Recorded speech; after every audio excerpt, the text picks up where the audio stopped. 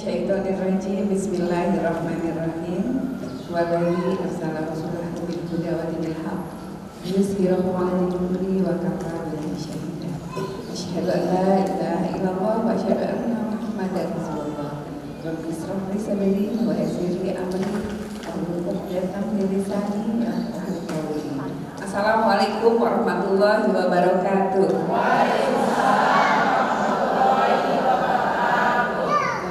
Izin berdiri ya. Oke, saya mau menyapa. Kalau saya panggil pagi, jawabnya pagi ya, sambil angkat tangan biar semangat ya. Oke, kita coba. Pagi. Pagi.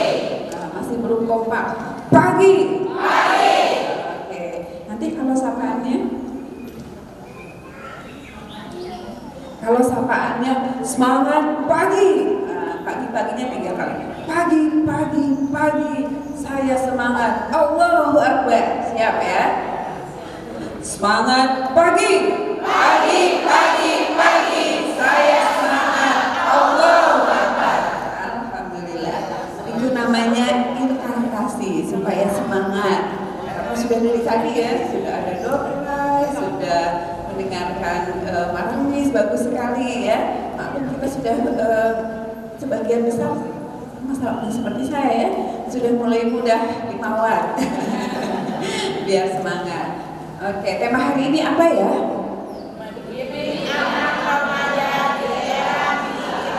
Masya Allah. Sebetulnya bukan hanya anak remaja, karena sekarang yang menggunakan gadget bukan hanya anak remaja, bayi-bayi juga sudah tahu. Kalau tab begini, kalau pokoknya sudah mengerti.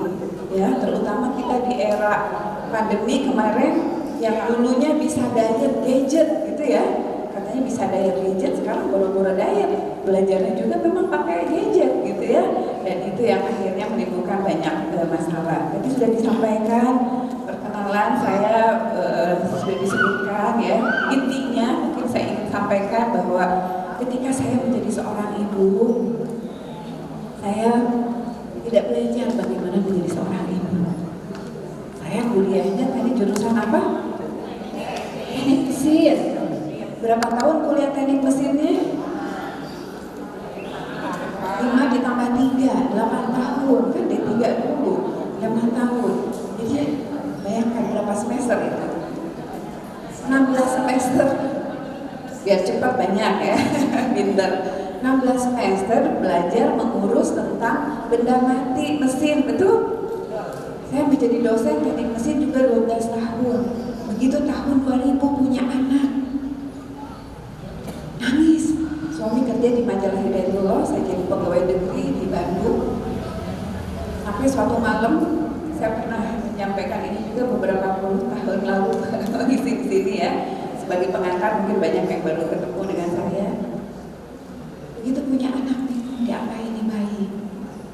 Karena saya kuliahnya mempelajari, ada mata kuliahnya maintenance mesin. Apa artinya? Ya, pemeliharaan perawatan mesin.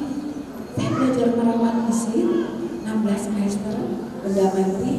Tapi sebagai ibu ternyata saya tidak pernah belajar merawat apa? Anak bayi.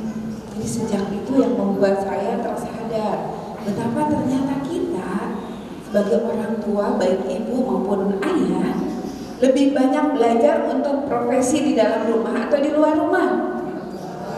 Di luar rumah, sebagai insinyur, sebagai dosen, dokter, sebagai tentara, itu kan semua pekerjaan-pekerjaan di luar rumah ya.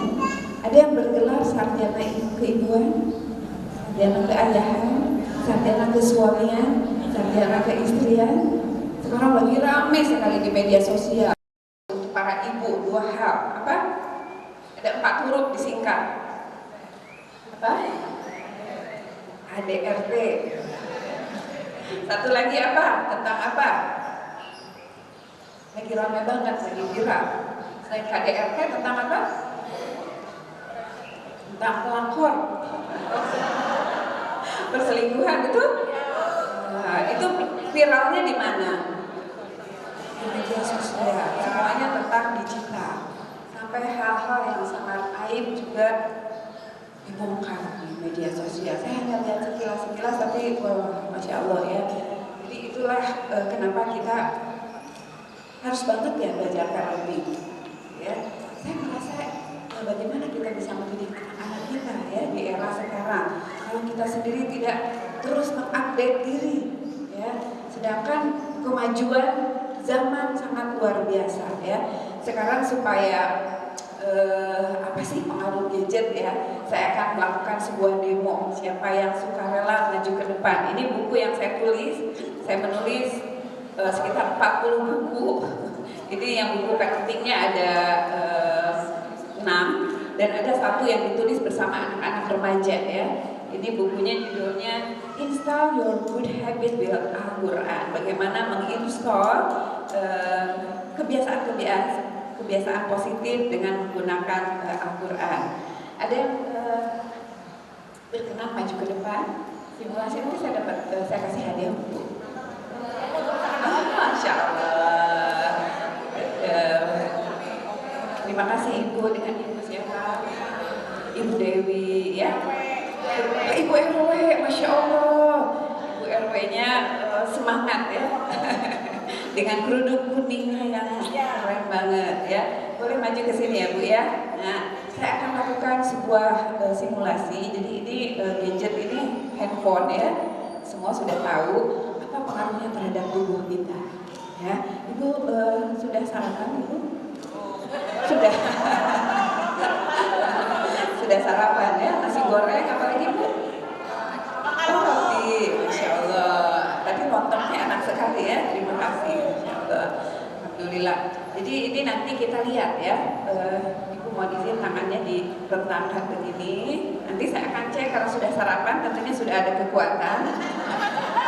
Jadi kalau saya tekan ke bawah, Ibu ditolak ke atas ya, ditahan ke atas ya.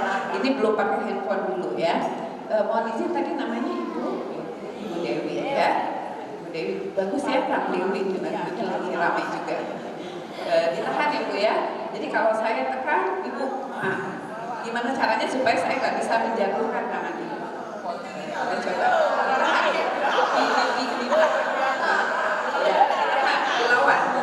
Dilawan, jangan sampai saya bisa menurunkan tangan Ibu. Gunakan kekuatan. Nanti dikasih buku. Kalau begini Ibu nggak tahan, jadi Ibu harus gimana caranya supaya pakai tenaga ya. Ini masih turun, ditahan pakai tenaga supaya saya nggak bisa menurunkan tangan Ibu ya. Ya, oke, wow. Sekarang kuat, tangannya kuat ya. Sekarang saya sebut nama Ibu Dewi ya, Ibu Dewi pakai kekuatan ya. Ibu Dewi, Ibu Dewi, Ibu Dewi. Wow, nasi gorengnya piring padahal ya. Seperti kekuatan 2 piring. Oke. Sekarang saya coba ya. Kalau saya sebut bukan nama Bu Dewi, kekuatannya nggak akan sekuat Bu Dewi. Saya ambil contoh ya. Ibu Ina, Ibu Ina, Ibu Ina. Saya coba lagi ya. Kalau saya sebut nama Bu Dewi, Ibu apa adanya ya Bu ya. Kalau Ibu memang kuat, beri tenaga. Ibu Dewi, Ibu Dewi, Ibu Dewi, Ibu Dewi. Oke, sekali lagi. Ibu Sukaisi, Ibu Sukaisi. Kenapa Ibu? Kenapa Ibu? Kuat Bu. Nggak kuat, walaupun Ibu pakai tenaga ya Bu ya. Sekali lagi, pakai tenaga ya Bu ya. Ibu Ona, Ibu Ona. Ibu bisa coba sendiri. Artinya apa? Tubuh kita ini jujur. Tubuh kita itu mengenal sekali suara yang didengar bahwa ini adalah saya. Itu tangan kita, badan kita. Karena itu bukan saya, nggak ada kekuatan. Tapi kalau Ibu Dewi ini adalah saya. Semua tubuh bekerja sama. Ya. Nah kita lihat sekarang itu ya. Kalau hal-hal yang berkenan betul-betul bahwa itu adalah mencerminkan diri kita akan meresponnya dengan kuat. Tapi kalau bukan lemah, ya kita lihat lagi. Kalau sekarang pakai handphone, gimana kekuatannya? Ya, apakah akan kuat atau akan seperti tadi? Ya, kita lihat. Kita cek lagi ya. Sekali lagi. Ibu Dewi. Bukan. Kita lihat, coba. Ada handphonenya. Oke. Sekarang saya sebut nama Ibu Dewi tapi dengan menggunakan handphone. Kita lihat kekuatannya bagaimana. Ibu Dewi. Ini serius Bu, ini bukan kita nggak ada janjian ya Bu ya, nggak ada. Siapa yang bisa menyimpulkan kira-kira kenapa ketika walaupun namanya Ibu Dewi, tapi ketika sedang pegang gadget kok melewat tangannya? Oh, cekal biar fokus ke sana. Boleh kalau gitu. Ya, ada banyak alasan ya, tetapi yang paling penting HP ini ada apanya Bu? Ya, ada radiasinya, ada sinyalnya yang terkoneksi ke otak kita. Jadi kalau kita terlalu sering berada di dalam terus bermain HP ya, jangankan anak-anak, kita orang dewasa pun ternyata kekuatan kita itu berkurang dengan radiasi dan semua sinyal yang ada di dalam HP ini mempengaruhi elektromagnetik di dalam otak kita. Ya, jadi kenapa kita perlu membatasi penggunaan gadget? Ya, terima kasih Ibu, saya kasih hadiah. Ibu mau yang mana? Boleh pilih. Judulnya ada Bahagia Belajar Bahagia, ada Bahagia Mendidik Bahagia, ada Mendidik Karakter dengan Karakter, ada Anak dari Surga Menuju Surga. Yang kelima, Sebuah Pekerjaan Bernama Ayah. Kemudian yang keenam, Sekolah Bernama Ibu. Ini buku yang terbaru ya. Mau yang terakhir, Masya Allah Ibu Dewi. Sudah naksir ya. Terima kasih banyak Ibu Dewi sudah bekerja sama. Ya, sama-sama. Nanti kita ada satu permainan lagi ya.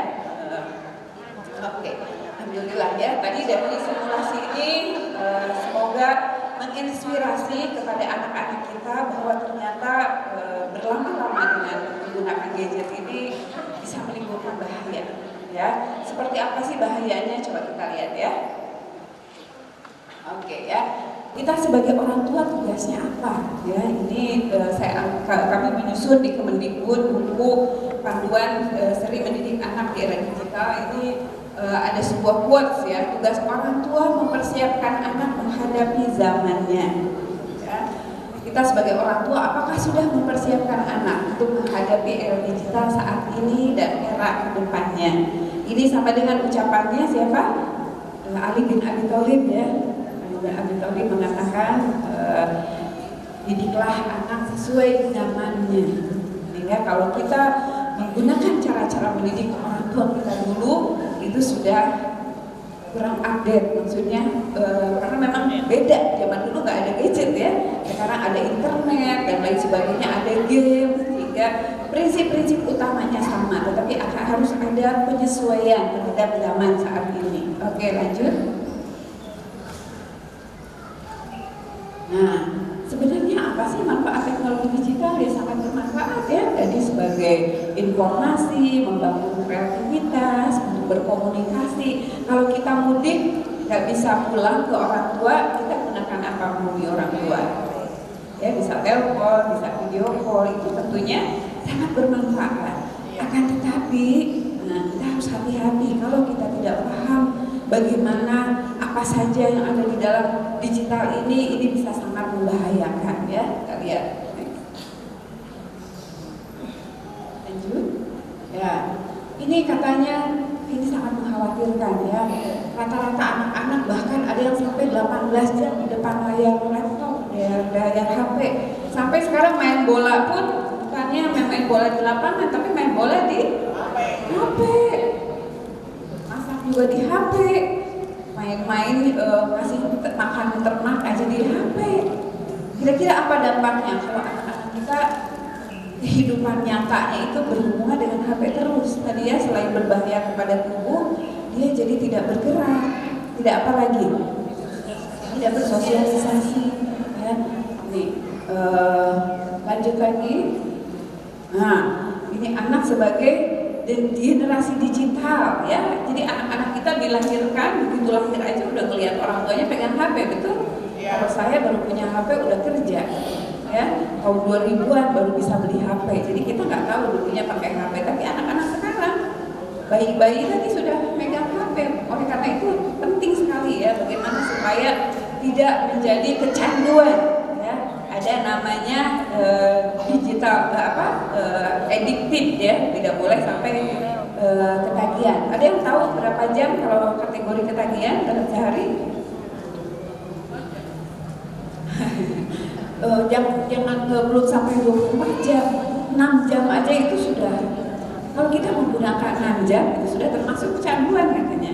Ibu-ibu bisa cek sekarang, ada aplikasi yang bisa ngecek kita hari ini berinteraksi dengan gadget berapa jam.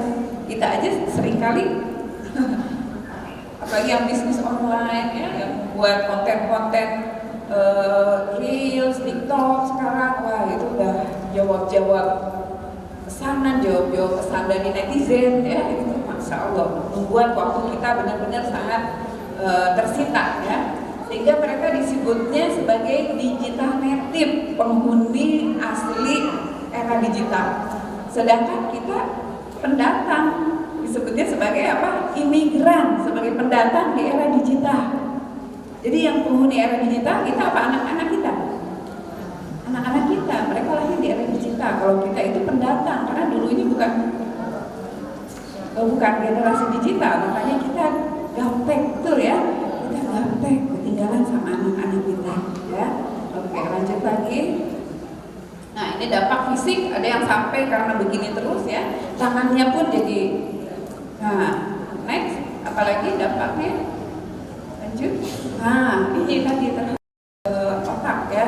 Ini penelitian menunjukkan ada pengaruh dari terlalu radiasi dan terlalu banyak menggunakan sinyal terhadap aktivitas otak.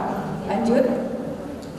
Nah, ini tadi dampak sosialnya apa sih? Anak menjadi tertutup, kurang bergaul, sulit bersosialisasi ya, tidak percaya diri, dan akhirnya lama-lama bisa berbohong gitu ya, kecemasan, depresi, dan cepat marah. Dan yang paling lagi bahaya sekarang ini ada cyberbullying, itu adalah kekerasan. Ibu-ibu suka lihat apa namanya komentar-komentar netizen itu bagaimana mengerikan ya, bahasa-bahasanya itu sangat tidak santun, dan kalau anak-anak kita mengcopy atau membaca itu bisa mempengaruhi cara mereka berbahasa. Anak bisa dewasa sebelum waktunya gitu ya, karena gambar-gambar yang tidak pantas saja banyak sekali berseliweran.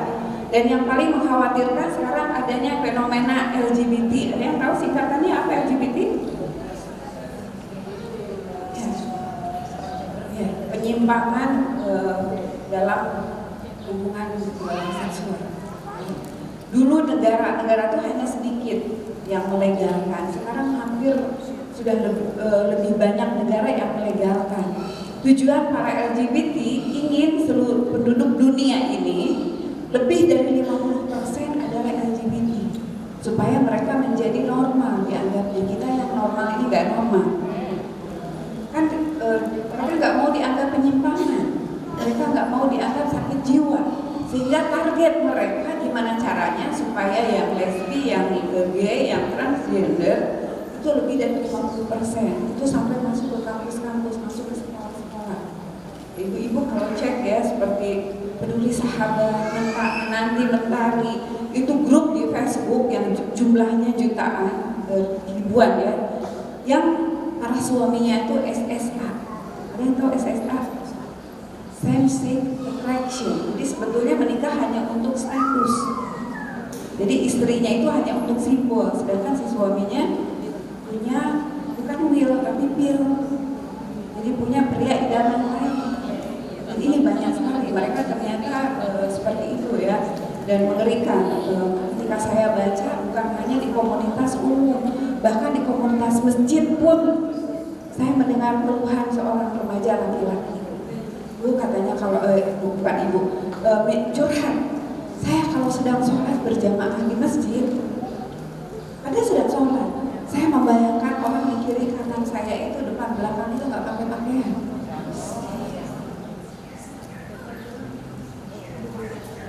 itu karena sudah otaknya rusak, terlalu banyak mengkonsumsi konten-konten yang seperti itu. Dan sekarang mudah sekali untuk mereka berkomunitas sesama. Sekarang ada aplikasi Tinder. Saya pernah ada yang minta di coach, orang tua menyuruh anaknya di coaching. Ternyata anaknya itu sekolah di luar negeri. Pada saat sedang pulang, dicek di aplikasinya. Jadi dia itu mau ada teman datang, temannya itu orang negara lain. Kok dia aneh, mau ada teman laki-laki, dia sibuk banget katanya. Ibunya mungkin naluri seorang ibu ya. Siap-siap kok semangat banget gitu. Emang siapa teman kamu? Akhirnya kecurigaan itu begitu ngecek handphonenya, ternyata di situ si temannya itu adalah mereka hidup bersama di Albania. Dan yang paling sedih saya lihat foto-foto katanya ya, foto lebaran, bayangkan ibu, foto lebaran, kan lebarannya sedang kuliah di luar negeri. Dia memakai baju batik punya anaknya, jadi mereka kayak kapelan gitu, kayak sepasang tapi sama-sama laki-laki. Dan begitu pulang ke Indonesia dia bilang, saya mau gak balik lagi ke Indonesia karena saya mau tinggal di luar negeri biar saya bisa hidup bebas dengan pasangannya itu. Dan di aplikasi Tindernya itu, di aplikasi Tinder itu Bapak Ibu, ini ada Bapak juga soalnya ya, bisa menemukan lokasi sesama gay itu atau sesama lesbi. Mereka daftar di situ, jarak 500 meter di sebelah mana, jarak 1 kilo, jarak ketahuan, sudah ada titik-titiknya. Jadi kalau mereka mau berkomunikasi saja, apa mau ketemu atau mau berhubungan fisik, itu sudah tersedia layanan informasi ya, dari kantor. Jadi itulah bahaya dari teknologi digital ya, seperti pisau bisa digunakan untuk hal-hal yang positif, akan tetapi sangat bisa digunakan oleh hal negatif. Itulah kenapa tadi kita harus melek ya, supaya kita bisa berdiskusi dengan anak-anak kita gimana caranya supaya mereka bisa hati-hati ya, tidak kebablasan dan tidak salah dalam bagaimana cara menggunakan alat digital ini. Next. Apa dampaknya kalau kita tidak membatasi anak-anak kita menggunakan gadget yang bermuatan pornografi ya? Ini disebutnya adalah sebagai penelantaran intelijensia ya. Otak kosong bersifat permanen, jadi karena ada satu kepuasan yang distimulasi ya, sehingga dopamin meningkat, akhirnya dia menstimulasi diri sendiri dengan berbagai cara, meskipun di kamarnya sendiri dia bisa mendapatkan memperoleh kepuasan seksual. Dan ini yang akhirnya membuat otak kosong bersifat permanen atau pulihkan mutu rendah dan akan menjadi beban. Ini saya dapat slide ini dari orang Departemen Kesehatan ya, yang memahami edukasi. Next, kita lihat kenapa sih bisa terjadi seperti ini. Wah, ini belum lagi media sosial ya. Ini banyak umpatan-umpatan negatif ya dari anak-anak kepada kita para orang tua. Kalau baca seperti ini prihatin nggak? Baca nggak? Itu tadi dampak dalam hal pornografi, sekarang dampak dalam penggunaan berbahasa. Oke, gua beres katanya. Bawel banget tuh jadi nyokap, marah sama ibunya. Udah nggak ingat hari ulang tahun gue, ngomel-ngomel mulu. Dan di bawahnya ada kata bangsa. Ya. Sumpah ya, dari dulu sampai sekarang punya nyokap kayak gitu bikin emosi. Lebih baik gue ditonjokin daripada dikata-katain kayak gitu. Jadi sama mengatakan di bawahnya kata-kata kasar ya. Jadi ketika kita mengingatkan anak tadi menggunakan gadget berlebihan, kalau cara kita tidak tepat, mereka ngadunya di mana? Di medsos. Ya. Ini dinasehatin, mungkin ibunya suaranya agak meninggi, akhirnya dia umbar lah kemarahan orang tuanya. Ya. Ada yang karena merasa tidak ibunya pilih kasih ya. Kakak gue sakit, nyokap repot banget. Pas gue sakit, nyokap santai aja, katanya ya. Bahkan ada yang memanggil panggilan binatang pada orang tua. Ini saya ada di Instagram, gambarnya dua kipas, satu kipasnya tinggi, satu kipasnya pendek, gunduk gitu ya. Terus bahasanya tulisannya gini, si anak perempuan, saya kurang tahu ya perempuan apa laki-laki. Tapi di captionnya, ini udah kayak sekali dua kali loh mama ngomong. Terus di situ gambarnya tuh tadi kipas yang pendeknya nunduk, ini kipas yang tinggi. Kira-kira itu menggambarkan siapa? Menggambarkan kemarahan orang tua ya, betul ya. Kita kalau mengingatkan anak main HP terus biasanya gimana tuh bahasanya? HP terus gitu ya. Ada yang bagus ya, dari pagi main HP terus. Ada bahasanya bagus. Masya Allah.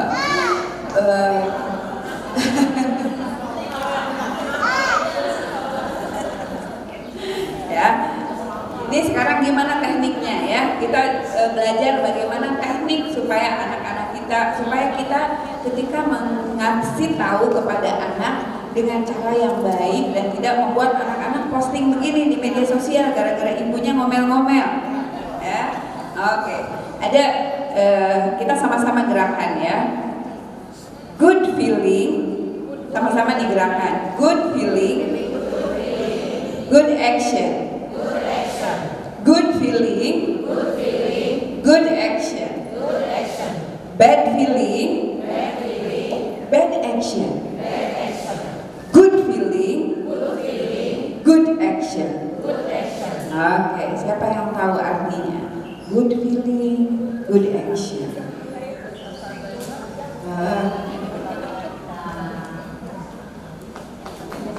Mungkin karena saya sering ngomel ya Bu. Jadi kalau kita feelingnya baik, kita bisa memberikan nasihat dengan kata-kata yang baik.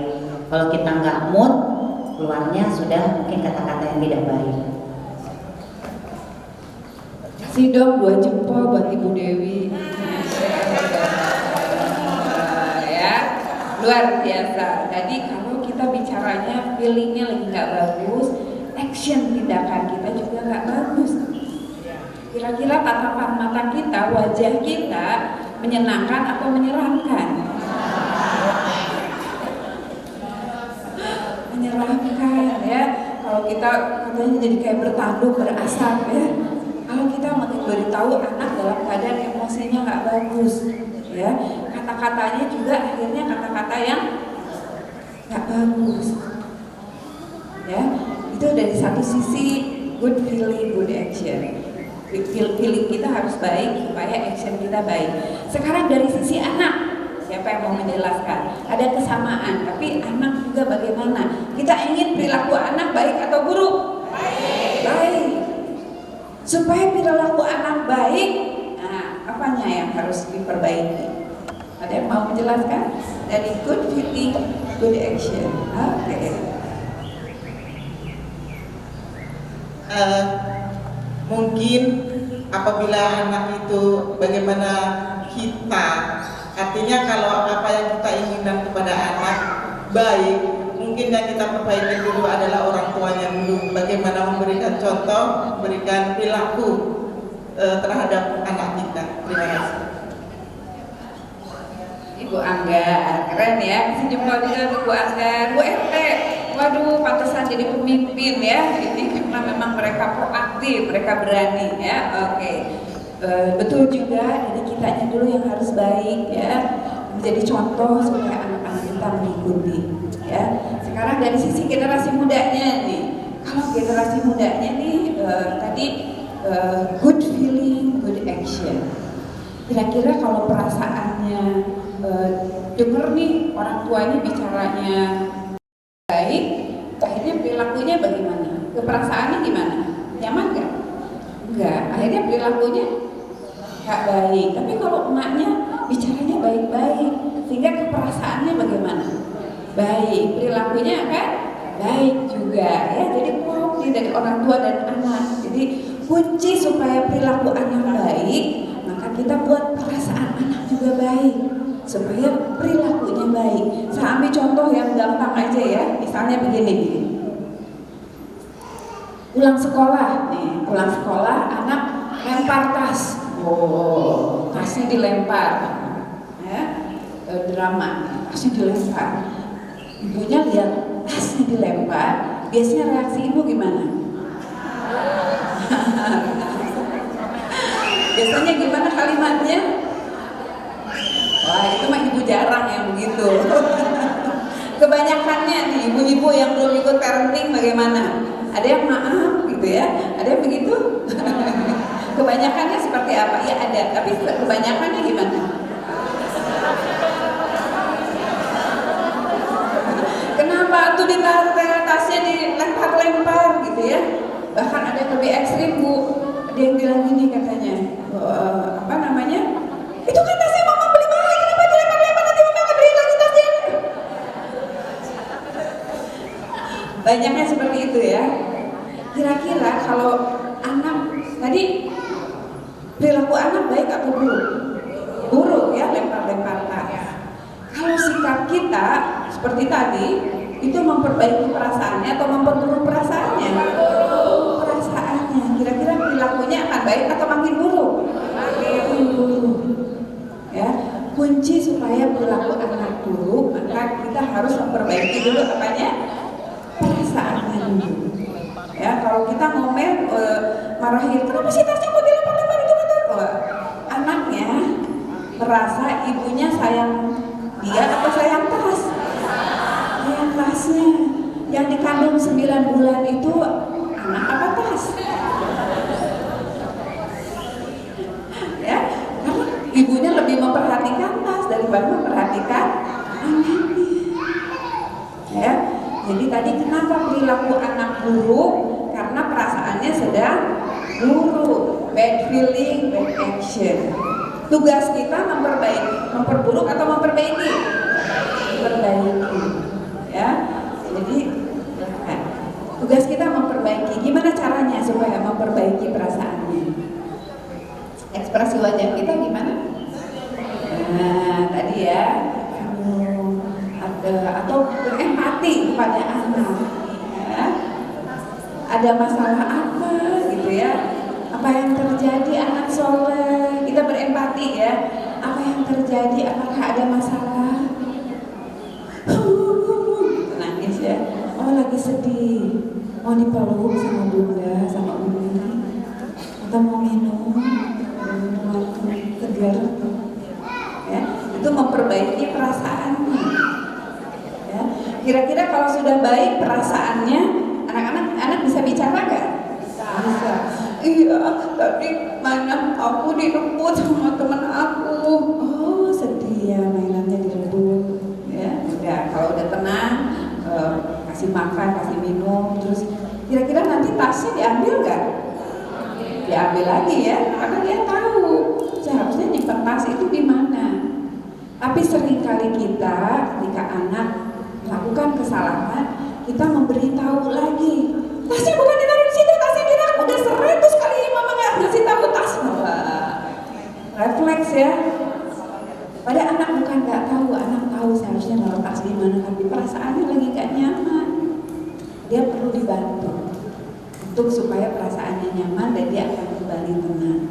Itulah maksudnya good feeling, good action. Kalau kita mau tindakan anak kita baik, jaga perasaannya supaya baik. Sama kita juga sama bapak-bapak, sama suami-suami kita bu. Coba siapa yang pernah nyuci piringnya krompiang-krompiang? Gambreng-gambreng ya kalau kata orang Sunda. Kira-kira kalau kita nyuci piring lagi krompiang-krompiang itu gak bisa nyuci piring atau kasih kode keras sama suami? Aduh, lagi jengkel sama suami kan? Lagi jengkel, lagi kesel, udah gak dibantuin, gak perhatian gitu ya. Misalnya pulang malam, anak wah banyak lah komplain kita. Kira-kira kalau lagi kita nyuci piring krompiang-krompiang, terus suami kita datang, "Ma, mau dikasih tahu cara nyuci piring yang bener?" Kira-kira piringnya gimana? Pecah, dilempar. Kita perlu diajarin lagi gak kita nyuci piring? nggak perlu, cuma perlu diusap aja sama suami. Mah, datangnya capek. Kita healing yuk, jalan-jalan berdua. Besok gajinya uang bulanannya gimana kalau Abi tambah buat beli kerudung, kayaknya kerudungnya udah harus beli lagi nih. Untuk skincare, kira-kira kalau sudah mau dikasih skincare, mau dikasih healing, mau dikasih jilbab, mau diajak piknik berdua, kira-kira nyuci piringnya masih kerompang-kerompang nggak? Langsung lemah lembut, yang udah dicuci juga dicuci lagi. Semangat. Ya, oh ini ada bapak soalnya diterapkan ya Pak ya nanti. Jadi sama, kita nggak perlu dikasih tahu cara nyuci piring, nggak perlu. Kita hanya butuh perhatian, kita butuh diperbaiki perasaannya. Suami cuma bilang, cuma gini aja. Ada teman saya tuh kalau suaminya udah pegang kepala tuh udah langsung ada dicas lagi energinya. Ada yang suaminya cukup bicara, capek ya Ma. Ya, ada yang perlu disentuh, ada yang perlu diajak bicara, ada yang sini Papa bantu, baru bilang itu aja udah semangat ya. Walaupun nggak dibantu, akhirnya kita nyuci sendiri, selesaikan. Bahkan setelah nyuci piring masih nyuci baju lagi. Ya, kalau kita sudah semangat lagi. Jadi penting sekali kepada anak, jika kita ingin perilaku anak baik, diperbaiki dulu apanya? Perasaannya. Sama kita juga sama suami, ingin diperbaiki dulu perasaannya, dibikin nyaman. Sebaliknya para suami juga begitu, perlu dibantu juga perasaannya oleh kita. Ya, misalnya pulang kerja nih, udah capek macet nih suami, terus wajahnya asem. Wah, kita juga udah seharian disediain makanan, lihat suami asem. Ada yang lebih asem lagi nggak wajahnya? Kira-kira gimana suaminya? Makin buruk perasaannya ya, diperbaiki. Sepertinya capek, mau minum, mau mandi dulu, mau dipijit, wah suaminya langsung semangat walaupun gak jadi dipijit ya. Baru bahasa begitu aja udah bikin perbaiki perasaannya. Karena boleh jadi suami menjadi asam wajahnya bukan karena kita, tapi karena peristiwa-peristiwa di luar. Jadi dia perlu ke rumah itu perlu mendapatkan kenyamanan, ketenangan. Ya. Jadi kita suami, istri, anak penting untuk saling memperbaiki perasaan, bukan merusak perasaannya. Ya. Kalau anak-anak ingin kita sesuai dengan yang kita inginkan, ya kita mau bicara nyambung, didengar, pastikan perasaan mereka dulu dalam keadaan nyaman. Oke, next. Lihat. Ya. Nah, apa saja problem-problem kalau kita tidak batasi ya? Pertama mata, ya anak-anak sekarang banyak yang sudah menggunakan kacamata. Problemnya apalagi? Masalah tidur. Nah, ibu-ibu kalau kita masih nonton, anak-anak bisa nonton perang-perangan sebelum tidur, maka 2 jam walaupun sudah tidur 2 jam itu otaknya belum istirahat, masih bekerja memproses apa yang ditonton terakhir. Ya, sehingga kita perlu kasih tahu ke anak-anak kita kalau mau berkualitas. Ini saya baru dapat telepon dari anak perempuan saya beberapa hari kemarin, hari Jumat. Umi, kita ini tidur tuh kenapa Rasulullah mengajarkan tidur jam 9, jam 10? Karena pada jam 9, 10 itu terjadi regenerasi kulit. Jadi saat saya kulit mati ada 10.000 di wajah kita, termasuk di tubuh kita tuh akan tumbuh sel baru. Yang kalau kita nggak tidur itu nggak terjadi. Habis itu saya nggak boleh telat lagi nih biar kulit saya tetap glowing, nggak usah skincare. Karena kuncinya tidur cepat katanya. Ya. Dan kalau anak-anak tidak biasa tidur cepat, nonton drakor berseri-seri. Siapa yang suka nonton drakor berseri-seri? Ini yang ya, perlu di udah tobat, alhamdulillah. Ya, harus bisa membatasi diri. Gimana caranya supaya mungkin banyak ada yang nilai-nilainya baik bisa ditiru ya, tapi jangan sampai kita bablas sampai melewati jam tidur. Sama anak-anak juga dengan main game itu rata-rata pola tidurnya menjadi bermasalah. Tidur itu bukan hanya menyiapkan kita supaya kita segar juga. Tetapi memori di otak kita ditransfer di saat tidur.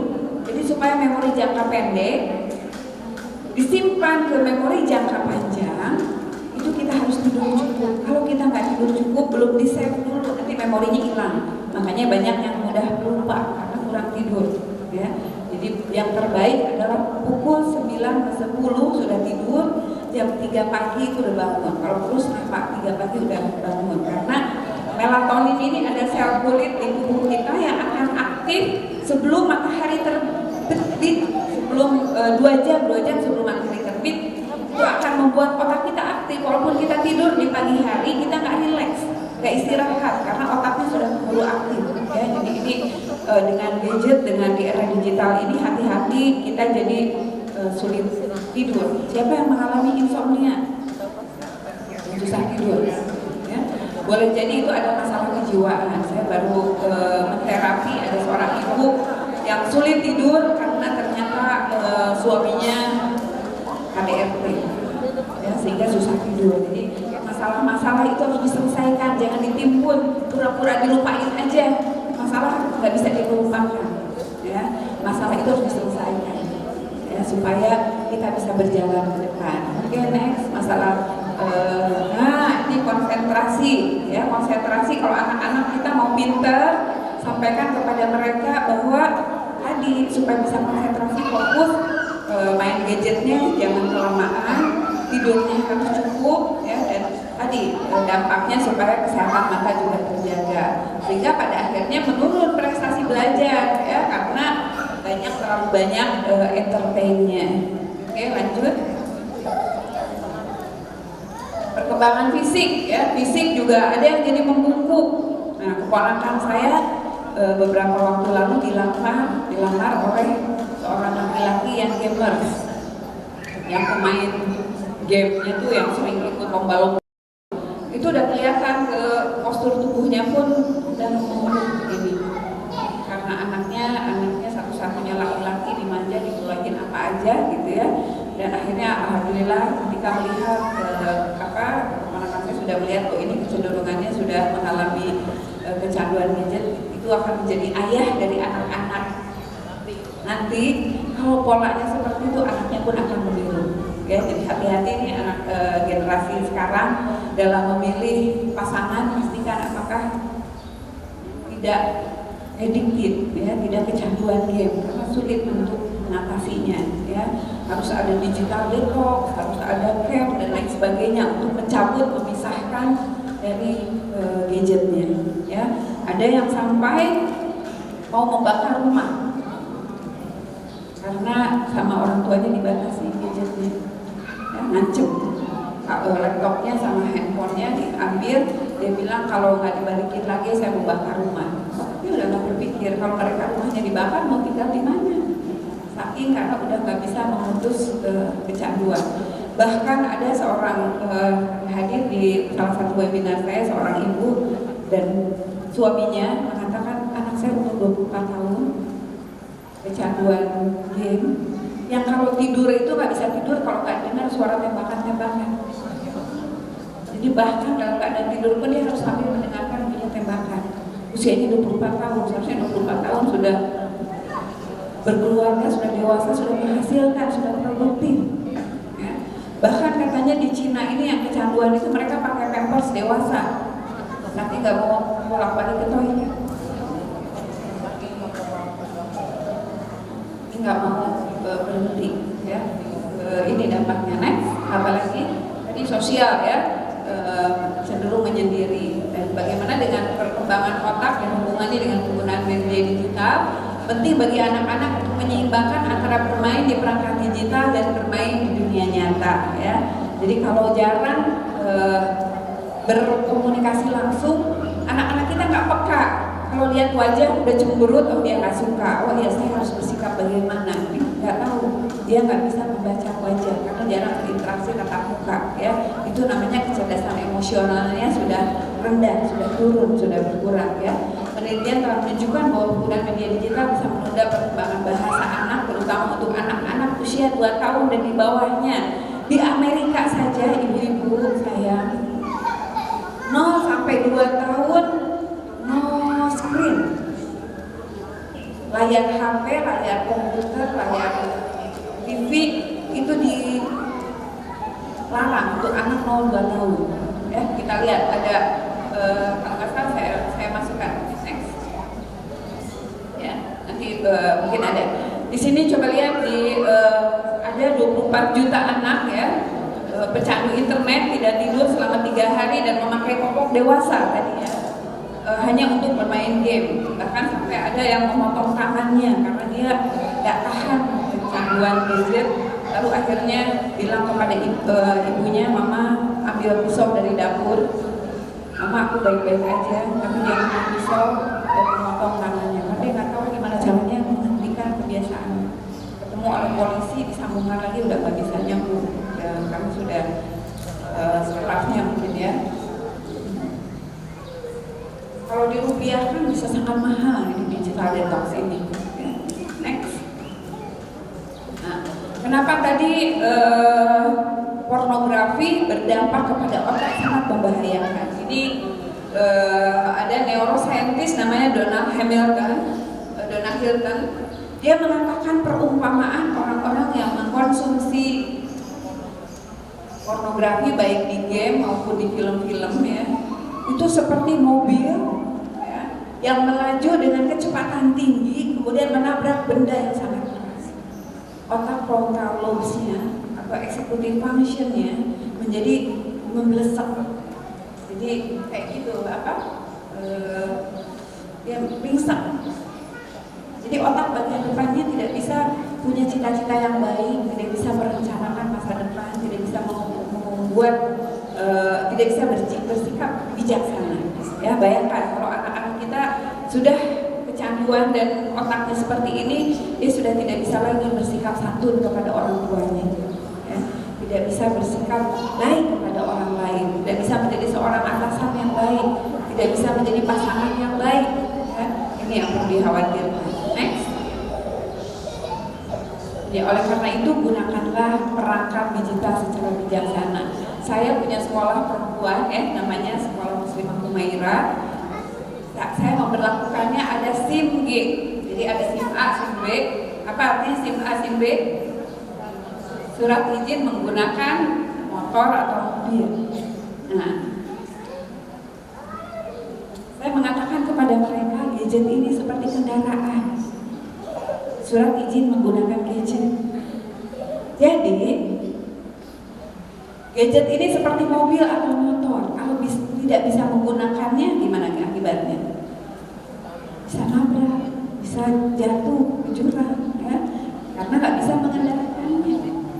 Oleh karena itu, saya mengatakan kepada mereka kita harus ada pelatihan dulu, ya, harus ada edukasi dulu tentang bahayanya, konten-konten yang baik itu seperti apa, sehingga alhamdulillah anak-anak saya baru punya gadget itu usia 16-17 tahun baru punya. Karena kayak anak 14 tahun pun belum punya gadget ya. Alhamdulillah kita kasih batasan, boleh pinjam tetapi dengan catatan dan tentunya harus dengan kesadaran sendiri. Ya, dengan kesadaran sendiri bahwa gadget ini harus tahu dulu cara menggunakannya, harus terampil dulu baru bisa bermanfaat. Kalau kendaraan ini kita bisa menguasainya, bisa membantu kita sampai ke tujuan. Ya, kita mau ke Bandung, ke Jakarta, ke Surabaya menggunakan kendaraan. Kita juga punya cita-cita mau jadi menghafal Al-Quran. Gimana caranya supaya gadget dipakai untuk menghafal Al-Quran? Mau menjadi seorang apapun ya, entrepreneur yang baik, kita bisa menggunakan gadget ini menjadi sarana. Ya, oke, lanjut lagi. Orang tua bijaksana menggunakan perangkat digital ya. Kita lihat di next-nya, kita lihat apa yang ini di Kemendikbud saja karena banyak konten negatif mengatakan bahwa penggunaan gadget di sekolah pun akan dibatasi ya, walaupun PJJ memang kemarin sempat sekolah daring dan sudah merasakan apa dampaknya anak-anak menjadi kebablasan. Next.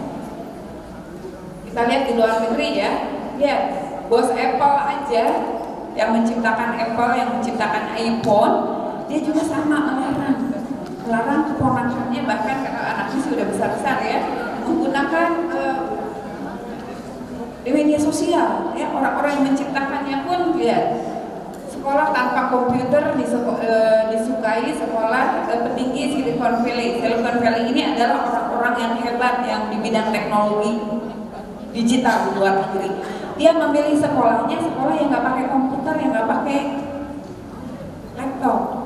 Jadi belajar tambah-tambah kurang bagi dengan cara memotong buah, dengan benda-benda nyata, dengan memotong kue sepertiga itu seperti apa, itu betul digunakan menggunakan benda nyata, karena itu ternyata lebih mencerdaskan kita daripada hanya menggunakan gadget saja. Next. Ya. Nah, kalau anak-anaknya masih kecil, boleh dipinjamkan saja, nggak perlu punya sendiri ya. Kalau masih kecil, dilihat, pinjamkan anak perangkat digital dan agar bisa mengendalikan diri dan menggunakannya bersama keluarga. Jadi kalau anak merasa sudah langsung dikasih, masih kecil sudah dikasih, konsep pemilikannya ini punya saya, semau-mau saya menggunakannya. Kalau saya sampai usia 16-17 tadi, ini punya Umi, boleh digunakan sehari berapa jam misalnya ya, sehari berapa menit, di saat libur berapa lama ya, karena ini statusnya pinjam. Jangan sampai masih kecil udah memiliki sendiri yang akhirnya membuat mereka menjadi bablas, tidak bisa mengendalikan diri karena sudah merasa milik sendiri. Next. Gunakan media digital sesuai usia dan tahap perkembangan anak ya. Jadi lihat usia anak-anak tadi 0-2 tahun jangan dulu pakai gadget, karena 0-2 tahun itu otak anak berkembang menggunakan sensori motor. Sensori motor itu adalah melalui gerak dan melalui indera ya, melalui penciuman, pendengaran, perabaan. Kalau saya sebut misalnya kalau anak, bayangkan ibu memegang jeruk ya. Kalau kita pegang jeruk ya, ada jeruk misalnya nih, terus jeruknya dipegang, kita bisa mengetahui apa saja dari jeruk itu. Ada apanya? Rasanya itu ada rasa apa aja? Rasa kulit sama daging beda nggak? Sama biji beda nggak? Rasa saja bisa bermacam-macam ya. Dari rasa ada apa lagi? Ada bentuk gula, bentuk biji beda lagi ya, bentuk bulirnya beda lagi. Itu dari bentuk. Kemudian apa lagi? Warna. Ada warna apa saja? Warna kulit luar beda nggak dengan kulit dalam? Beda. Beda nggak dengan bulir-bulirnya? Dengan bijinya berbeda. Biji aja ada kulitnya lagi, betul? Wow, anak bisa belajar banyak hal. Dari warna, bentuk, dari apa lagi? Rasa tadi, ada apa lagi? Aroma. Wow, aromanya berbeda ya. Kemudian ada apa lagi? Tekstur. Masya Allah, tekstur macam-macam. Ada tekstur kulit, tekstur dalamnya, tekstur biji, tekstur bulir-bulirnya. Itu pun ada banyak sekali informasi. Apalagi? Apa? Ada juga ukuran, ya, konsep ukuran. Ukuran bulirnya kecil sekali, ukuran biji juga kecil. Ada ukuran jeruknya. Dari satu biji aja berapa informasi yang kita bisa dapat. Kalau kita bermain dengan anak, ya, ibu-ibu yang sudah punya cucu, dari jeruk saja. Ini namanya apa? Jeruk. Coba dikupas, wanginya seperti apa, rasanya seperti apa, bijinya seperti apa, rasanya apa, bijinya pahit ya, gitu ya. Teksturnya seperti apa, Masya Allah, banyak sekali informasi ilmu yang bisa kita ajarkan dengan satu biji jeruk. Kalau hanya lihat di layar jeruk, di handphone, lihat gambar jeruk, anak belajar apa? Cuma warna doang, sama bentuk ya, itu aja, gak banyak belajar hal ya. Sehingga belajar terbaik adalah dengan langsung terjun, dengan langsung memegang, langsung merasakan, langsung eksplor dengan semua indera, penglihatan, pendengaran, jeruk kalau dipencet gitu ya, ada suaranya juga, gitu ya, pendengaran, penciuman, dengan mulut, dengan rasa, dengan kulit, tekstur, ya, Masya Allah. Jadi luar biasa kita bisa mencerdaskan anak dengan sangat maksimal dengan menggunakan indera kita, dengan cara bergerak, ya. Itulah kenapa harus membatasi penggunaan digital, karena belajar langsung itu memberi informasi dan sangat mencerdaskan. Kalau anak belajar kucing dari digital, apa yang bisa dipelajari? Ya, nggak banyak, cuma bentuknya aja kayak gitu, bulunya nggak bisa diusap, ya. Kalau ekornya dipegang seperti apa? Kalau kucingnya lagi suka mulat juga gitu ya, itu banyak yang bisa dipelajari ya. Oke, next. Nah ini yang tadi saya sebutkan. Ini di Amerika itu develop guideline with children for limiting screen time. Jadi ini mengembangkan bagaimana supaya anak-anak membatasi penggunaan layar, penggunaan gadget. Berapa lama anak-anak boleh diizinkan? Memang berbeda antara satu keluarga dan keluarga lain. Tapi American Pediatrics ini ya, American Academy Pediatric AAP sejak tahun 2012 sudah mengatakan bahwa suggest no more an hour or two a day of entertainment screen time for children older than 2 years. Bayangkan, yang boleh menggunakan itu di atas 2 tahun, itu pun hanya rekomendasinya berapa jam? 1 jam aja. Jadi kalau ibu-ibu pengen cucunya keren, cucunya hebat, jangan disuapin sambil nonton, jangan dipakein bajunya sampai pegang gadget. Kalau kita ibu-ibu muda sekarang bagaimana? Gak mau capek dikasih gadget. Bahkan kalau lagi menyusui bayi pun apa? Gimana? Menyusui bayinya sambil scroll. Ini saudara saya sendiri, anak saya kalau mau minum ASI, dia usianya 18 bulan. Katanya anaknya gini, misalnya HP-nya di situ, gini dulu merayap, ambil, terus kasihin ke ibunya, baru minta ASI. Jadi anaknya tahu password untuk bisa dikasih ASI sama ibunya harus pegang gadget dulu. Ini ibu-ibu zaman now. Bahayanya apa kalau ibu-ibu menyusui nggak lihat bayi? Bayinya jadi nggak ada tatapan mata, nggak ada kontak mata.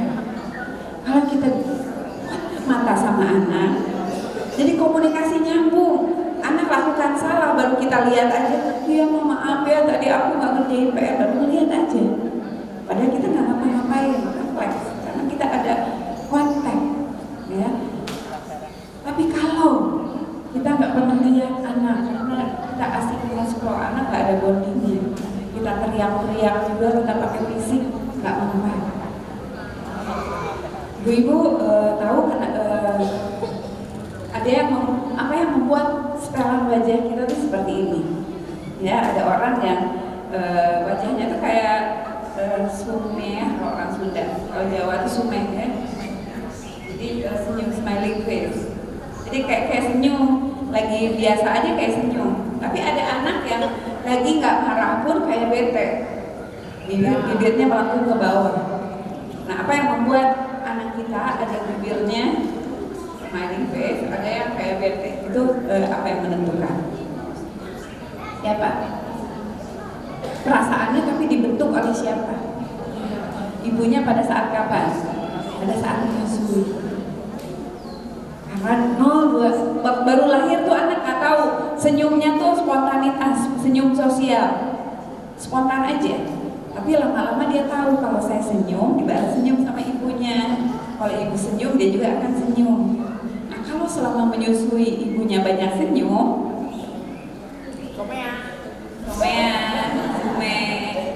si anak itu tarikan ototnya juga begitu, mengkopi. Jadi mata anak itu bisa mengcopy apapun yang dilihatnya. Ya.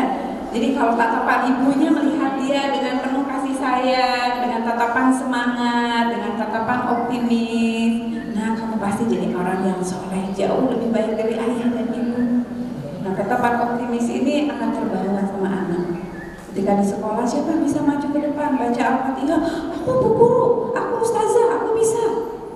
Tapi kalau yang nggak pernah dilihat dengan optimis oleh orang tuanya, aku nggak bisa ustazah. Malu, gini. Kuncinya adalah kontak mata ibu kepada bayi selama 0-2 tahun. Gimana saya mah nggak pakai ASI, pakai susu botol. Nah yang kasih botolnya siapa? Kalau mbaknya, jadi mirip siapa dong? Karena siapa yang dilihat sama dia. Ya? Jadi hati-hati nih 0-2 tahun itu penting sekali. Kenapa Allah kasih kesempatan menyusui sampai 2 tahun? Karena 2 tahun itu untuk menginstall bonding, mengajarkan bagaimana berekspresi yang menyenangkan, bagaimana tatapan belajar yang someah itu disetelnya 0-2 tahun. Kalau sudah lewat 2 tahun, sudah lepas, dia udah lihat wajah-wajah yang lain. Ya, jadi penting bagi para ibu muda yang sudah punya anak-anak gadis, kasih tahu. Ketika menyusui, lakukan dengan sungguh-sungguh, dengan serius. Nanti anaknya akan lebih senang ngobrol sama ibunya daripada main gadget. Tapi kalau jarang ngeliat ibunya waktu menyusui, dia nggak suka karena ibunya kalau sering marah-marah, apalagi kalau sering jutek, apalagi kalau sering ngomel, dia lebih baik melihat smartphone-nya, lebih senang ngeliat gadgetnya. Ya, oke, masih ada waktu 10 menit lagi. Jadi ini kuncinya di Amerika saja mau 2 tahun nggak boleh. Jadi tolong ya ibu-ibu, cucu-cucunya, tetangganya, kalau bisa 0-2 tahun mah banyak bergerak, banyak bermain celumba, banyak bermain air, menuangkan, meremas, nggak apa-apa bikin berantakan karena itu cara mereka belajar ya, dengan eksplorasi. Kalau dengan gadget memang rapi rumah, tapi jadi nggak belajar kan. Ya. Baru di atas 2 tahun pun hanya 1 jam. Ya. More than an hour, hanya 1 jam atau bahkan 2 jam tuh di atas 2 tahun. Jangan sampai kebablasan. Oke, next. Memiliki jadi apa di usia 8-12 tahun ya, ini kalau ibu-ibu yang punya anak usia 8-12 tahun, memahami kesepakatan yang dipahami dan dijalani bersama. Jadi harus ada kesepakatan. Oke, boleh main, tapi berapa lama? Kalau perlu tanda tangan.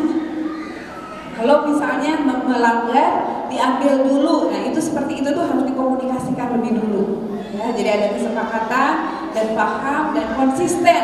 Ya, ada menerapkan konsekuensinya tuh disepakati dulu, jangan semena-mena diambil. Ya, anaknya akan marah kalau kita membuat aturan sepihak. Ya, anak 8-12 tahun sudah bisa. Kemudian memanfaatkan program atau video yang menunjukkan berbagai pengalaman positif ya. Jadi cari konten-kontennya yang baik. Suami saya rajin cari video-video para penghafal Quran di seluruh dunia. Ada nenek-nenek di Cina udah ompong tapi belajar hafalan Quran, sangat menginspirasi. Ada bayi-bayi yang sudah belajar hafalan Quran di seluruh dunia. Nah itu video-video itu sangat keren. Ya. Bagaimana video tentang hewan-hewan pun sangat menarik. Bagaimana elang mencakar kura-kura, kemudian dilempar dari ketinggian ya supaya hancur ininya, kemudian dimakan. Nah, kayak gitu tuh juga, oh seperti itu ya.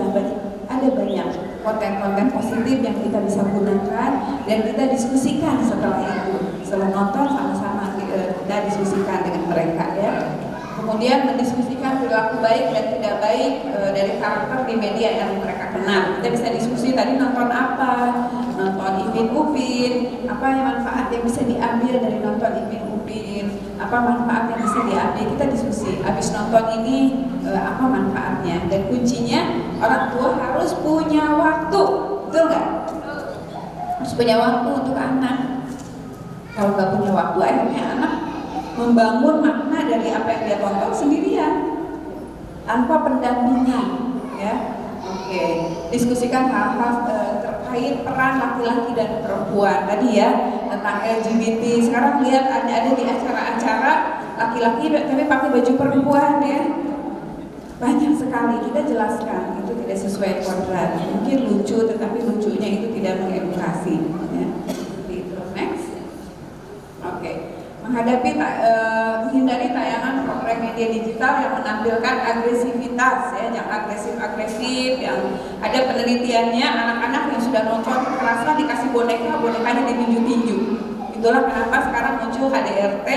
Mungkin para suami yang HDRT itu terlalu banyak nonton yang kekerasan yang agresif. Kemudian memberikan pemahaman tentang ini kadang-kadang hal-hal yang berkaitan sama tubuh ya, suka dijadikan lelucon-lelucon gitu ya, itu tidak lucu. Kita sampaikan kepada anak kita yang berkaitan dengan alat-alat yang sensitif misalnya ya, yang tidak pantas untuk dibicarakan, itu pun harus didiskusikan dengan mereka. Kemudian menghindari tayangan yang berlebihan mengenai pola konsumsi makanan yang tidak sehat ya. Sekarang juga banyak iklan-iklan yang mengajarkan makanan-makanan yang tidak sehat ya, makanan yang banyak banget gitu ya, yang makannya. Kita sampaikan bahwa makan itu secukupnya. Kasihan ginjalnya harus memproses makanan akan berat. Kemudian menghindari tayangan gambar atau rokok ya, minuman keras itu juga perlu dihindari. Next. Oke. Apa sih pintu masuk problematika anak remaja ya? Pintu masuk problem-problem kecanduan gadget, kecanduan narkoba. Disingkatnya adalah BLAS. Apa sama-sama ucapkan? BLAS. B-nya adalah bored atau bosan. B-nya apa? Bosan. Jaga anak-anak kita supaya tidak bosan. Makanya main bersama orang tua ya. Masih punya ini permainan coklat? Punya, itu bagus main coklat karena bisa bermain tangannya motorik gerak, bisa belajar karakter juga, jujur. Siapa yang pernah mainnya diloncatin atau biar isi lumbungnya 2 ya, itu curang ya. Oke, mengajarkan kalah dan menang ya, sabar. Betul. Kalau temennya main terus udah, itu gak sabar ya. Belajar kejujuran, kesabaran, belajar menahan tadi ya, keinginan untuk selalu menang ya. Nah, L-nya adalah lonely. Apa L-nya? Lonely artinya apa? Kesepian. Jadi kalau anak kesepian akhirnya larinya ke gadget ya. Pastikan anak-anak kita tidak merasa kesepian. Kemudian A-nya adalah angry. A-nya apa? Marah ya. Makanya didik anak dengan bahasa yang baik supaya tidak menimbulkan kemarahan. S-nya stres. Stres karena apa? Stres karena hubungan komunikasi yang tidak baik. Stres karena konflik-konflik di sekolah, hubungan di rumah atau di sekolah dengan teman ya. Ada bullying sekarang ya. Suka anak diledek-ledek, diejek-ejek, itu juga bisa menimbulkan stres. Kemudian yang keempat, tired itu adalah kelelahan berlebihan. Lelah bisa karena main gadget, betul. Main gadget juga capek, lelah, ototnya lelah, matanya lelah ya. Ulangi lagi, apa hal yang bisa membuat anak kecanduan digital, alat-alat digital, disingkatnya adalah namanya BLAS. B-nya apa? Bored. L-nya lonely. A-nya angry. S-nya stress. T-nya tired. Ya, ingat BLAS. Oke, next. Oke. Komitmen keluarga ya di usia yang punya anak-anak dari mulai PAUD sampai SMA. Kesepakatan keluarga sebagai bagian komunikasi kebersamaan untuk mengelola waktu. Mana yang nggak boleh kita bikin kesepakatan. Di mana tempat yang nggak boleh pegang gadget. Kira-kira di mana sebaiknya di dalam keluarga? Meja makan ya. Di meja makan kita nggak semua nggak ada yang pegang gadget. Kita berkomunikasi bicara. Ya, ada seorang guru kepala sekolah SD bicara sama saya, tidak. Saya sedang makan dengan suami dan anak-anak saya 3 orang. Apa yang terjadi? Saya sudah masak makanan yang enak di meja makan. Tetapi semua mata bukan memandang piring, memandang apa? Memandang HP-nya masing-masing. Suami saya, anak-anak saya pandangi mereka nggak ada yang menikmati makanan, saya menikmati tontonannya masing-masing. Akhirnya saya emosi karena saya gebrak meja. Ini nggak benar. Udah nggak tahan. Untuk apa saya masak kalau kalian ternyata sebagai keluarga hanya masing-masing. Kita hanya berkumpul. Masih mending itu ada yang berkumpul, ada yang ke meja makan pun sendiri-sendiri. Ya, nggak ada jam makan bersama, sehingga itu perlu disepakati. Walaupun males-malesan dibujuk aja. Ya dibujuk, sayang ayo kita makan sama-sama. Saya waktu pandemi awal ya 6 bulan itu kan si kakak yang di Bandung kuliah juga pulang, yang di Samarinda yang perempuan pesantren juga pulang, si ade yang masih kelas 6 juga sekolah di rumah. Apa yang saya lakukan dengan suami?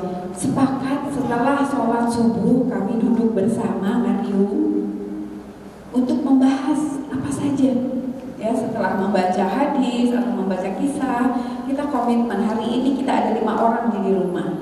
Semua nggak bisa keluar rumah, semua di rumah. Kita ingin di rumah kita gimana? Menyenangkan atau nggak menyenangkan? Pengennya menyenangkan. Apa yang bisa kita bikin menyenangkan? Ya, salahnya apa? Pekerjaan dikerjakan sama-sama, oke? Sepakat. Siapa yang mau? Aku sikat kamar mandi, kata si Sulung. Aku masak, kata si Tete. Aku nyuci piring, kata Kevin. Abi nyuci nyapu dan bersih-bersih di halaman sama motongin tanaman. Oke, Umi berarti ada juga pekerjaan lain ya. Pokoknya kita bagi tugas. Apalagi, nah ini ibu-ibu kita harus membiasakan berdiskusi bersama keluarga. Minimal kita sepakati berapa lama periodenya. Minimal setahun sekali itu harus kayak perusahaan, ada rakernas ya. Ada rakernas untuk 1 tahun semua organisasi begitu ya, lembaga. Di rumah juga begitu, ada pertemuan keluarga membahas evaluasi tahun lalu dan merencanakan tahun depan. Tahun depan AA kuliahnya gimana, tahun depan Umi gimana, Abi gimana. Oh Masya Allah, kalau sudah dibiasakan seru banget ya. Jadi waktu pandemi ini saya sharing 3 hal saya mengambil dari surat Al-Ghasyiyah ya. Saran supaya menyenangkan di dalam rumah, kuncinya wajahnya naimah, wajahnya. Kan saya bilang gini, kita mau kemana sih keluarga ini? Tujuannya apakah cuma sukses di dunia? Enggak, pengennya apa? Masuk surga sekeluarga sama-sama. Gimana? Seneng nggak masuk surga sekeluarga? Wow, senang sekali. Di Al-Quran disebutkan nanti kita reuni di surga itu, saling ngobrol-ngobrol. Dulu zaman dulu tuh gimana sih kita di dunia? Oh begini, menyenangkan sekali. Dan ada ciri-cirinya, ya. Ciri-ciri penghuni surga. Siapa yang sudah tahu ciri-ciri penghuni surga? Ya, bukan cantiknya, tetapi naimah itu wajahnya berseri-seri. Saya bilang sebelum kita jadi penghuni surga yang asli, kita di dunia sekarang latihan dulu supaya nanti lancar kalau sudah jadi penghuni surga. Ya, pura-pura kita sudah jadi penghuni surga. Satu, wajahnya naimah berseri-seri. Coba saya cek dulu wajah berseri-serinya bagaimana. Oke. Ini wajah yang banyak masalah atau wajahnya kelihatan di wajahnya ya. Oke. Wajahnya berseri-seri. Sekarang tengok kiri kanan, berikan wajah berseri-seri kepada teman di kiri kanannya. Ayo berhadapan. Ayo berikan wajah berseri-serinya.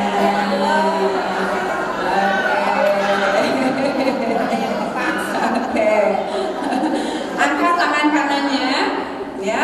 Tepuk bahu teman di sebelah kanannya. Besti. Wajahnya berseri-seri dong. Supaya seperti penghuni surga. Oke, sekarang angkat tangan kirinya, tepuk bahu di teman sebelah kirinya. Sis, kamu juga ya, berseri-seri ya, supaya disukai suamimu, anakmu, dan keluargamu. Amin ya. Itu ciri penghuni surga nomor 1, naimah, wajahnya berseri-seri. Yang kedua, Tidak ada kata-kata yang tidak berguna. Apa? Tidak ada kata-kata yang tidak berguna, dalam artian semua kata-katanya berguna. Kalau bergunjing berguna tidak? Gibah berguna tidak? Menyindir berguna tidak? Mengancam berguna tidak? Jadi yang berguna yang seperti apa? Berbicara yang kebaikan, berbicara yang menyentuh hati, berbicara yang menyenangkan hati pendengarnya. Insya Allah itu adalah ucapan orang-orang penghuni surga. Dan para wanita ini dalam sehari berbicara berapa kata? 20.000 kata. Bayangkan 20.000 kata. Jadi kalau ibu nulis di buku 20.000 kata sebanyak apa? Kata-katanya banyak yang positif atau negatif? Masya Allah, tebel banget tapi isinya kemarahan, ngomel-ngomel, luh-luh. Astagfirullahaladzim. Ya, ciri penghuni surga yang ketiga adalah berkumpul, ya, saling berduduk berhadapan dan berbicara yang baik-baik. Jadi penting berkumpul, berduduk bersama untuk membicarakan hal-hal apa saja dalam keluarga, rencana-rencana, evaluasi, boleh mengkritik juga boleh, ya, untuk supaya keluarga ini lebih baik, ya. Mungkin itu pengantarnya karena sudah lewat dari 5 menit, mohon maaf. Sebelum tanya jawab, mungkin ya ada tanya jawab dulu.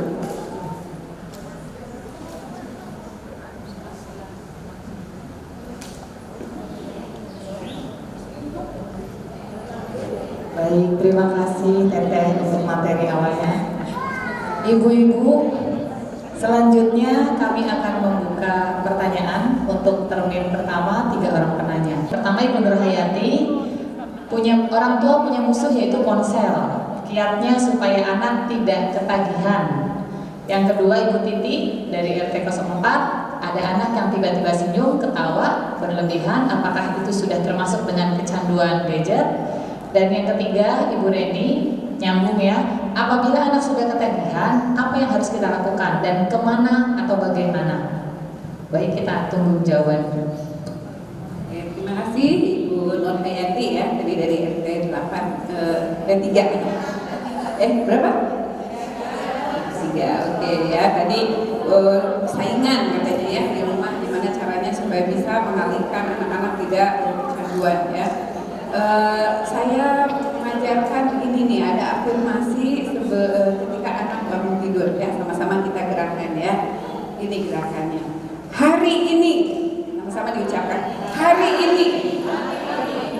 Belum semua. Hari ini. Saya pilih. Dan saya putuskan. Hanya berpikir yang baik-baik saja. Hanya melihat yang baik-baik saja. Hanya mendengar yang baik-baik saja.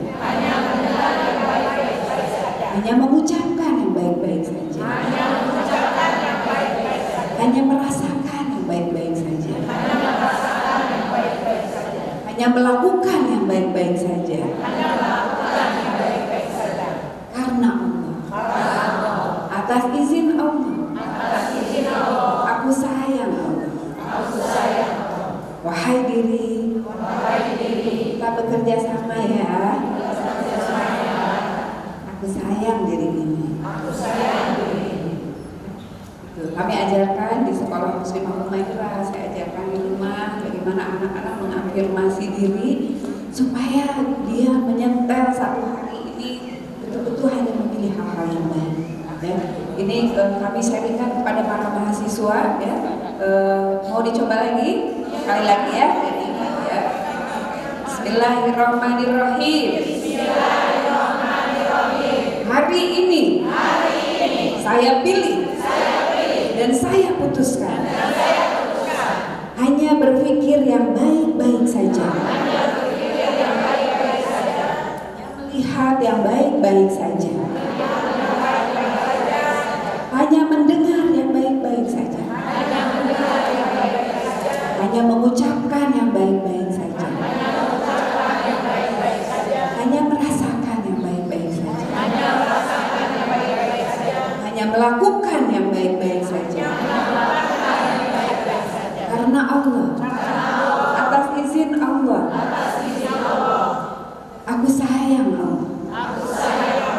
Wahai diri, kita bekerja sama. Aku sayang diri. Bismillahirrahmanirrahim. Kita memulai hari dengan mengafirmasi diri, membuat janji kepada diri sendiri. Ya, kami mengajarkan ke mahasiswa ini sharing apa manfaatnya dari afirmasi tersebut. Ada yang tadinya overthinking, jadi nggak berpikir yang macam-macam, yang mengkhawatirkan, yang menakutkan. Ada yang kalau haid sekarang jadi nggak sakit lagi karena dia bilang aku hanya akan merasakan yang baik-baik saja. Dia merasa haidnya jadi tidak sakit. Ada yang dia mengajarkan kepada pengajian yang sudah sepuh-sepuh, ada katanya nenek yang bicara begini, ya ampun kemana aja saya selama ini, kok saya nggak pernah ikrar pada diri sendiri untuk hanya berpikir, melihat, mendengar, mengucapkan, merasakan, melakukan yang baik-baik saja. Betapa kita para orang tua kalau seandainya kita berjanji begitu, kita bisa akhirnya bicara kepada anak juga baik-baik saja. Anak-anak kita juga dilatih bangun tidur membuat ikrar kepada dirinya sendiri, atau menjelang tidur insya Allah dia bisa mengatur dirinya untuk senantiasa berada di jalur yang benar. Ya, karena kalaupun dia di pesantren kan merasa pesantrennya terpaksa, tetap aja begitu pulang asik dengan gadgetnya. Ya, kita bilang pulang dari pesantren adalah saatnya menerapkan semua yang dipelajari. Inilah bukti dari kita belajar di pesantren. Kita bukan berarti leha-leha, bukan berarti bangun semaunya, bukan berarti berantakan, bukan berarti iya udah stres di pesantren sekarang saatnya santai-santai, bukan seperti itu. Kita tetap menerapkan justru apa yang sudah dipelajari di pesantren di rumah. Ya, kuncinya melatih anak-anak untuk berafirmasi seperti itu. Ya, kuncinya tadi apalagi setelah afirmasi, ajarkan kitanya sendiri sebagai orang tua itu harus hadir, ya, berbicara dengan sungguh-sungguh. Orang tua jangan sampai berbicara sambil pegang gadget, ya, eye contact. Jadi kalau berbicara dengan anak langsung sampai di matanya, ya. Bahkan teman saya tuh mundur dulu kalau mau bicara sama anak, supaya betul-betul gini, talk to Allah. Apa artinya? Bicara dulu sama Allah sebelum bicara sama anak. Ya Allah, izinkan saya berbicara dengan makhluk hidup-Mu. Berikan kekuatan, berikan petunjuk supaya saya sampaikan yang lebih baik saja, yang membuat hati anak saya terbuka dengan hidayah-Mu. Karena kalau kita bicara bukan anak itu nurut kepada kita, tapi nurut kepada Allah. Kita hanya perantara. Banyak orang tua keliru, anak harus nurut sama orang tua.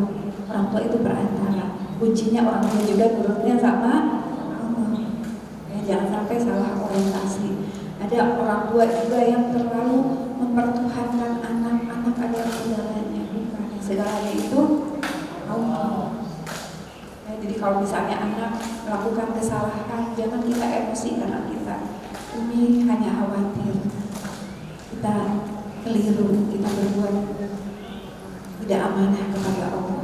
Maka tangan kita ini adalah pemberian Allah, amanahnya yang harus kita gunakan. Kalau kita terlalu main HP berlama-lama, itu namanya kita tidak tanggung jawab kepada Sang Pencipta. Ya, jadi bukan karena kita, tapi kembali lagi semuanya kita melakukan kebaikan, mengurangi jam bermain gadget, karena ini amanah dari Allah. Waktu, tubuh kita semua juga adalah titipan Allah yang akan dipertanggungjawabkan, ya Bu ya. Jadi diafirmasi, lalu untuk menghindari banyak kegiatan yang positif. Banyak kalau pikniknya jangan ke tempat-tempat yang main-main aja, ya. Ajak ke tadabbur alamnya, ke alam, ya, ke alam terbuka. Dan di alam terbuka itu main air, main pasir, nggak usah pegang gadget. Ya, jadi saya 11 bersaudara, alhamdulillah ada semua. Ada satu waktu yang kita berpiknik bersama-sama, kita adakan diskusi seperti ini, nggak boleh ada yang pegang gadget. Jadi kita betul-betul diskusi dengan para milenial, ya, kita sharing, sampai pernah ada satu sesi itu menceritakan bagaimana kita 11 bersaudara, sejarah menikahnya seperti apa, yang ini, sehingga anak-anaknya dengar karena mereka udah sudah mulai fase remaja mau menikah ya, sehingga perlu cerita dari orang tuanya. Jadi banyak dilibatkan dalam diskusi seperti itu, dalam kegiatan-kegiatan bersama seperti outbound itu bisa dilakukan outbound keluarga ya, tujuannya untuk melatih fisikal, emosional dan juga spiritual. Oke, mungkin itu ya Ibu ya jawabannya. Sebetulnya harus jauh-jauh hari, jangan sampai dari remaja dan sejak kecil sudah dikurangi ya batasan menggunakan gadgetnya. Lalu dari Ibu Titik ya, tadi di rumah sakit untuk membedakan anak apakah sudah kecanduan atau tidak, salah satunya betul melihat apakah dia peduli nggak dengan sekitar. Kan kalau dia masih melihat ada orang sekitar, dia masih menyapa, itu berarti dia masih connect dengan manusia. Tapi kalau dia hanya fokus dengan gadgetnya, tertawa, marah, semua karena gadget, itu boleh jadi sudah termasuk kategori seperti itu, kecanduan. Karena sudah terputus informasi dengan manusia, hubungan dengan manusia hanya dengan yang ada di perangkat gadget aja. Jadi perilakunya seperti aneh ya Bu ya.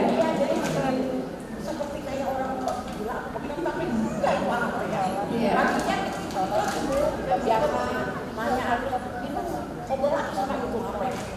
Iya, tapi dengan orang sekitar kurang peduli gitu ya. Iya. Boleh jadi seperti itu sudah kecanduan. Dan kita nggak mau kan anak kita begitu. Gimana kalau dia mau menikah? Kalau nggak peduli dengan pasangannya, gimana dengan mertuanya? Kan aneh ketika perkenalan ketawa-ketawa dengan gadgetnya ya. Oke, yang ketiga tadi bagaimana kecanduan. Ada beberapa lembaga, salah satunya ada namanya Madani, lembaga Madani juga itu nanti bisa browsing ya. Ada di situ, salah satunya adalah untuk membantu kecanduan, atau kepada psikolog juga sekarang banyak yang mengetahui bagaimana cara menangani gadget. Biasanya gadget itu tuh pelampiasan, pasti ada akar masalahnya. Kalau suami ibu bapaknya sering konflik, akhirnya kan boleh jadi lari ke sini. Tadi kuncinya dari blast tadi, boleh karena bosan, nggak ada mainan yang lain, nggak ada teman, lonely, kemudian karena stres. Kita harus cari dulu akar masalahnya. Kalau dia merasa tidak disayang, kurang dapat perhatian dari ayah ibu, atau ada bullying, itu harus diselesaikan dulu, baru gadgetnya dicari solusi. Kalau dicari solusi gadgetnya saja, tidak dituntaskan dulu masalahnya apa, akan balik lagi. Ya, jadi makanya perlu kedekatan dengan anak untuk bisa menggali apa sebetulnya akar masalahnya. Itu mungkin dari saya. Baik Ibu, terima kasih. Sudah waktunya sebetulnya Bu, tapi kami masih berikan satu, mungkin kalau ada yang benar-benar pengen bertanya lagi. Adakah? Alhamdulillah nggak ada, berarti pemaparan tadi masuk semua Ibu, alhamdulillah, paham. Untuk para orang tua tentu saja kita memang beda generasi dengan mereka. Mereka adalah digital native, memang penduduk asli era digital, dan kita adalah pendatang. Akan tetapi kita juga harus update, harus memahami bagaimana era digital ini, bagaimana kita memfilter, bagaimana memberikan pendampingan kepada anak, agar anak-anak kita juga pada saat kita berbicara mereka mendengarkan. Perlu teknik komunikasi ya, skill dari para orang tua, sehingga tema mendidik anak di era digital tidak hanya remaja, bahkan di usia-usia dini pun sangat diperlukan untuk orang tua zaman sekarang, agar bisa mengeliminir hal-hal yang negatif tapi bisa menggunakannya untuk hal-hal yang positif.